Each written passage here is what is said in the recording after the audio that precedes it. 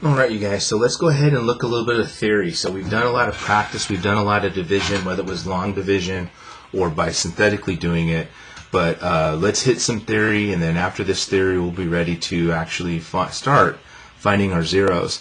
So here's the theory. What we do is we have a polynomial, I'll call it f of x, and we're going to divide it by another polynomial, let's call that g of x. So f of x divided by g of x. The answer that we write will be written in the following way. Q of x plus r of x over g of x. And in this case, the f of x is called the dividend. That's basically your numerator when you start. G of x is the divisor. That's the item that we're dividing by. Q of x is the quotient that we get after we do the division. R of x is your remainder, and it will always be a degree less than the divisor. So if you kind of saw that in action quite a bit. Let me go back to one of our previous examples. So you'll notice that we started with a degree 2 divided by a degree 1, and the remainder, right, has a degree less than the divisor. Same thing here, right? Our divisor is degree 1 and our remainder is less than that.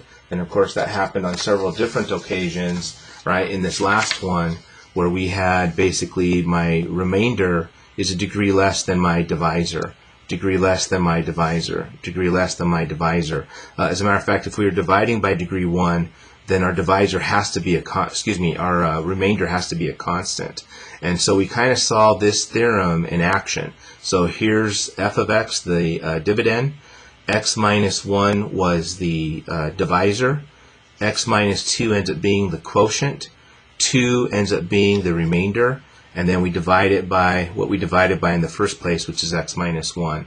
So here we're just basically, in general, describing what our answer looks like when we divide a polynomial by another polynomial. And we've already done that. We're just kind of summarizing it and formalizing it in some nice functional language. All right. And then here is basically a fact. The fact is that if the remainder is equal to 0, then we can say that g of x is a factor of the polynomial f of x. And here's how we can say that. If we come back up to here, if I was to multiply both sides by g of x, all right, that basically tells me that the polynomial we begin with, f of x, if we distribute here, we get q of x times g of x, plus the g of x's will cancel here, giving us r of x. So our function is basically the quotient times the divisor plus my remainder.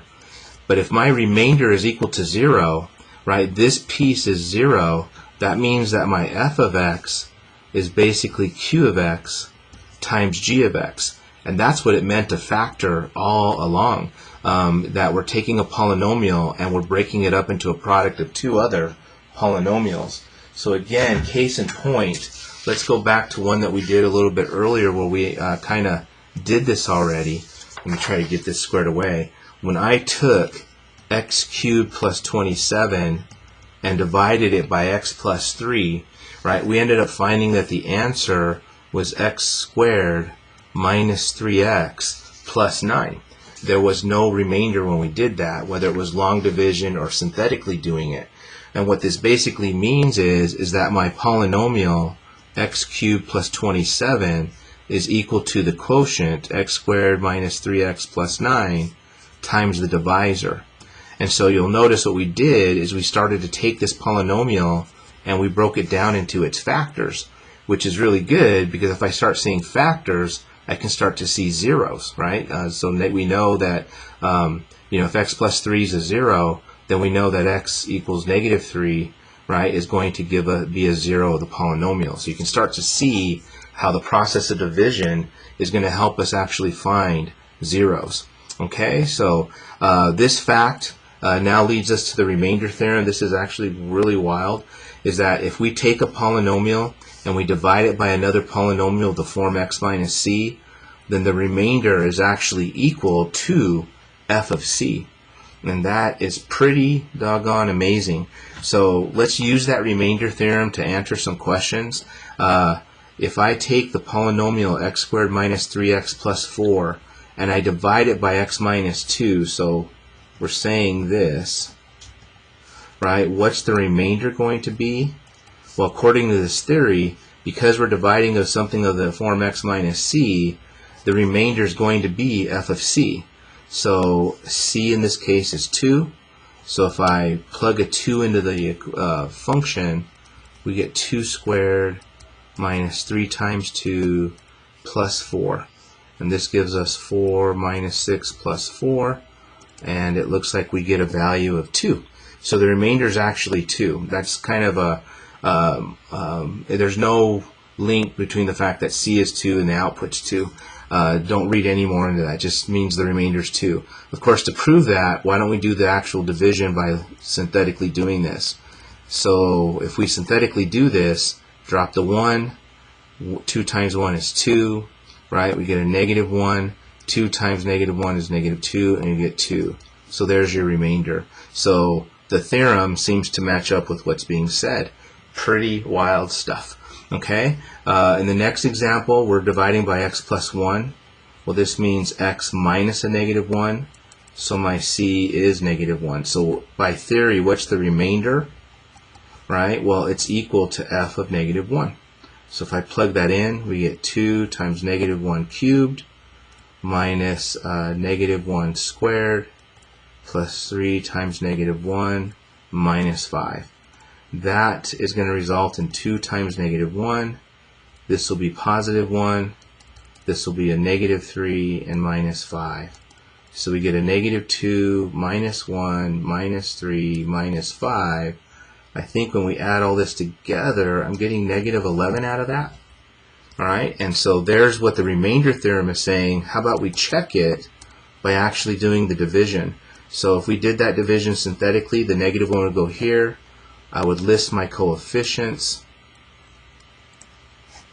drop that down, multiply, multiply, and multiply, and lo and behold, there you go.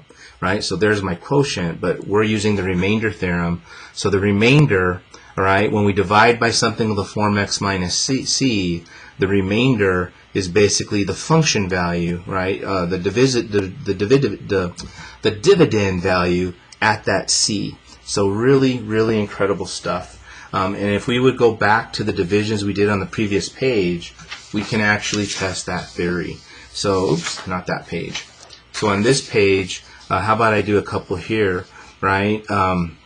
So we found that if c is negative 3, the remainder is 0. So that means if I plugged negative 3 into this function, negative 3 to the 4th plus 6 times negative 3 cubed plus 8 times negative 3 squared minus 6 times negative 3 minus 9, I'm anticipating a result of 0 out of all this. So negative 3 to the 4th is 81, right? This is 27 times 6, 2 carry the 4, that's negative 102, plus here that's 72, that's an 18 and a minus 9. So adding all this together here, all right, let me make sure I did my, that's 9, that's, oh, that's a positive 18, yeah. I think I did that all right. All right, and 9 times 9, 81. So 81 and 72 and 18, somehow that doesn't come out quite right.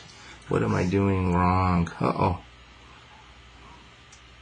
Make sure my remainder was 0.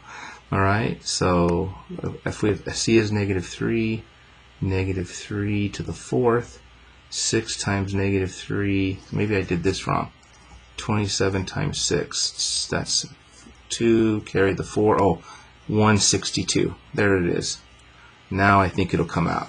And so if we added up 81, 72, and 18, right, 1, 15, 16, that's 171. If I took negative 162 and subtracted 9 from that, that's negative 171. So 171 plus negative 171 gives us an answer of 0. So you can see that that remainder theorem is coming into play. I think I have time for one more. So over up here, our c value is 1. So we know the remainder was 2, but if I plug that in there, right, f of 2 is 1 squared minus 3 times 1 plus 4. That's 1 minus 3 plus 4. That's 5 minus 3, which gives us 2. So there is your remainder theorem in action. Okay? And so now, with all this theory, all right, what we can start to do is finally get to the idea of finding real zeros and tying in a lot of things together and coming up with a game plan on how to find the real zeros of a polynomial. And it's going to involve a lot of synthetic division and pretty much our remainder theorem. But I'll do that in some videos coming soon. See you guys then.